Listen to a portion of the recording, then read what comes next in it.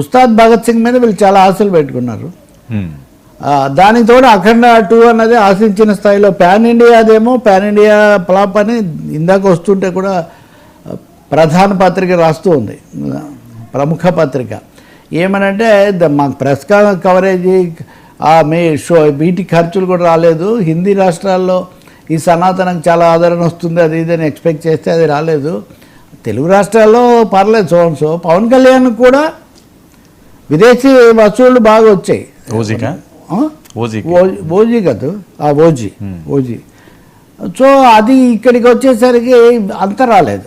మరి ముఖ్యంగా ఉత్తర భారతంలో సనాతనము మోదీ ఎంతవరకు పోయారంటే వీళ్ళు చివరకు మోదీ చూస్తాడు ఈ సినిమా, ప్రధానమంత్రి ఆసక్తి కనపరిచారు. వీళ్ళకి ఆసక్తి ఉండొచ్చు కానీ ప్రధానమంత్రి ఆసక్తి ఉంటే వచ్చి చూస్తారు, కానీ ముందుగా ఆసక్తి కనపరుస్తారా మనకు తెలియదు. కానీ ఆయన ఆ సినిమా గురించి ఆసక్తి కనపరిచారని అంటే ప్రచారంలో ప్రధానిని కూడా ప్రయోగిద్దామనే స్థాయిలో అఖండ ప్రచారం వాళ్ళు చేస్తూ ఉన్నారు. అది లేకుండా అయినా చాపు కింద నీరులాగా ఈ దీనికి సంబంధించి ఉస్తాద్ భగత్ సింగ్ అది విడుదల కావటము, ఆ దాన ధర్మాలు వాటికి సంబంధించి బాధ్యతలు నెరవేర్చారనేది ఒకటి, పార్టీ మీద కూడా కొంచెం శ్రద్ధ పెట్టి త్రిశూల వ్యూహం లేదా త్రిముఖ వ్యూహం అనే దాంతో వెళ్తున్నాడని.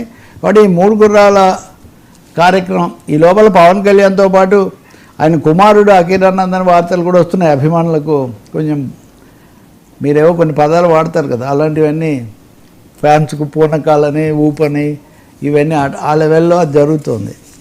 సో ఎందుకో మరి తెలుగు రాష్ట్రాల్లో నిన్న ఈరోజు గమనిస్తే చాలా కుటుంబాల్లో కుటుంబ విషయాలు కుటుంబాలకు సంబంధించిన వాళ్ళు రావడం కనిపిస్తుంది.